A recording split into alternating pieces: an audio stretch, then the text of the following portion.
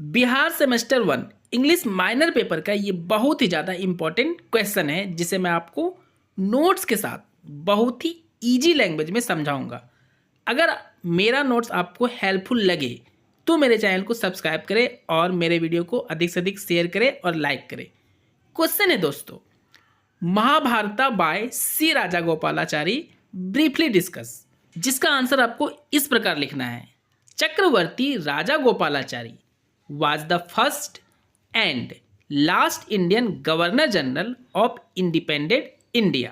स्वतंत्र भारत के प्रथम और अंतिम गवर्नर जनरल चक्रवर्ती राजा गोपालाचारी थे। Chakravarti Raja Gopalachari was a versatile genius. Chakravarti Raja Gopalachari बहुत ज़्यादा जीनियस व्यक्ति थे, यानी उन्हें हर विषय का बहुत ही अच्छा ज्ञान था, इसलिए इन्हें वर्सेटाइल जीनियस कहा जाता है। He was an Indian lawyer, writer, politician and philosopher. वह एक भारतीय लॉयर थे, राइटर थे, पॉलिटिशियन थे और फिलोसोफर थे। He is also known as Raja ji. इन्हें राजा जी के नाम से भी जाना जाता है। ही वॉज बॉर्न ऑन 10 दिसंबर 1878। इनका जन्म 10 दिसंबर 1878 ईस्वी में हुआ था। At Thorapalli in Madras presidency, Madras presidency के एक गांव थोरापल्ली नामक स्थान पर। Chakravarti Raja Gopalachari's father's name was Chakravarti Venkataryan and mother's name was Chakravarti सिंगारम्मा।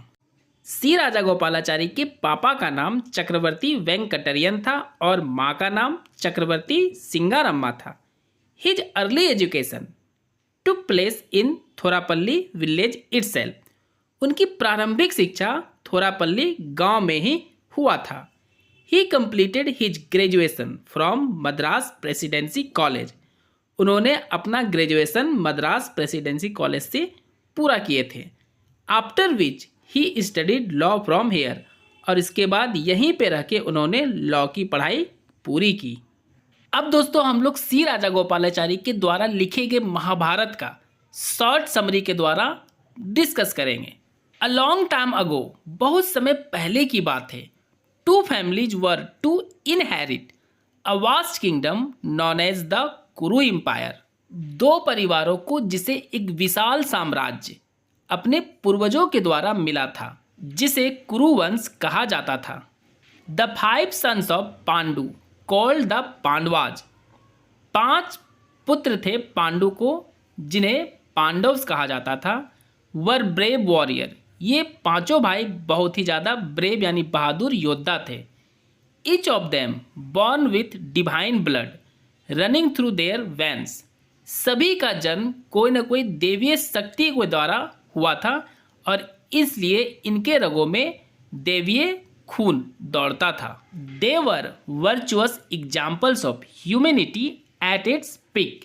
ये सभी काफ़ी गुणवान थे और उदाहरण थे मानवता के शिखर चोटी का, अर्थात इनमें मानवीय गुण काफ़ी अधिक था। ये हमेशा एक दूसरे की मदद किया करते थे। They were endowed with wisdom, patience, strength, knowledge and compassion. ये पांचों भाई बुद्धिमान थे, धैर्य था इनमें, शक्ति था, ज्ञान था और कंपेशन मतलब काफ़ी जोशीले थे। Their cousins the 100 son of Dhritarashtra. इनके चचेरे भाई जो धृतराष्ट्र के 100 सन थे वर कॉल्ड द कौरव्स। ये 100 भाई कौरव के नाम से जाने जाते थे। The Kauravas were greedy, always hankering after more wealth. Kaurava काफ़ी लालची थे और हमेशा ललायित रहते थे अधिक से अधिक धन को प्राप्त करने के लिए। Since neither Pandu nor Dhritarashtra were suited to reign over the kingdom. चूंकि ना तो पांडु और ना ही धृतराष्ट्र इस साम्राज्य में शासन करने के लिए उपयुक्त थे। The throne had to be equally divided between these two families. इसलिए राज्य को इन दो परिवारों में बराबर करके बांट दिया गया। However the Kaurava cheated the Pandavas out of their share and drop them into long exile. हालांकि कौरव पांडवों को चीट के उन्हें धोखा दिए और बंटवारे में मिले पांडवों के राज्य को कौरवों ने चीट करके उनसे ले लिया और उन्हें लंबे समय यानी 13 वर्ष के लिए एग्जाइल यानी वनवास भेज दिए। They constantly try to kill them throughout their exile.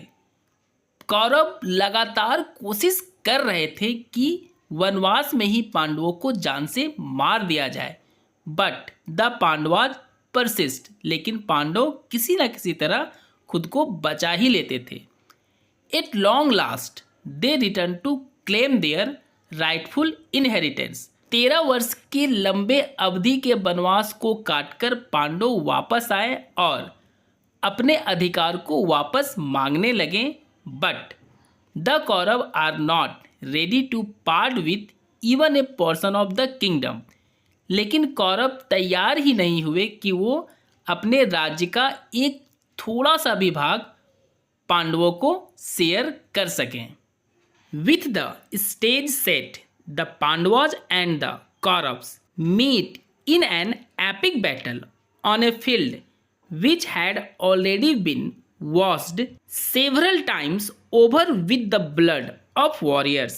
जब पांडवों को उनका शेर नहीं मिला तब पांडव और कौरव एक एपिक बैटल, एक ऐसे फील्ड यानी मैदान में लड़े जो कई बार कई योद्धाओं के खून से नहा चुका था, और उस युद्ध स्थल का नाम था Kurukshetra.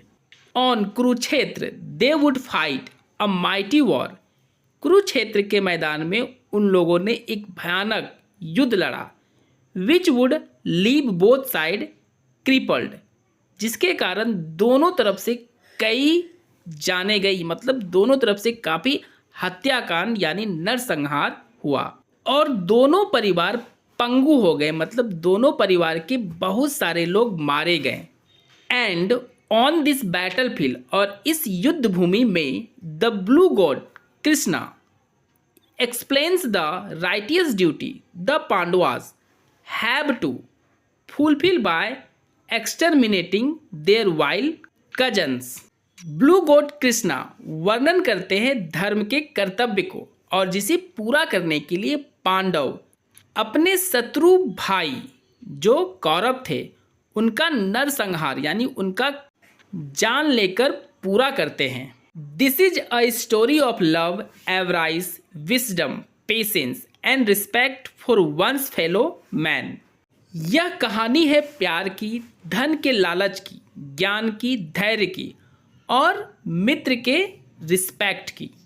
Every known moral lies hidden in the Mahabharata, and it is for this reason that it is considered one of the greatest stories ever composed। Mahabharata की कहानी में बहुत सारे छिपे हुए मोरल लाइज यानी व्यवहारिक झूठ थे, और महाभारत के बोले गए झूठ को व्यवहारिक झूठ इसलिए बोला गया है क्योंकि इन झूठ के कारण ही अधर्म का नाश करके धर्म की स्थापना हुई थी, और इसी कारण महाभारत को सबसे महान एपिक माना जाता है, और जिस प्रकार का एपिक यानी महाकाव्य आज तक नहीं लिखा गया है।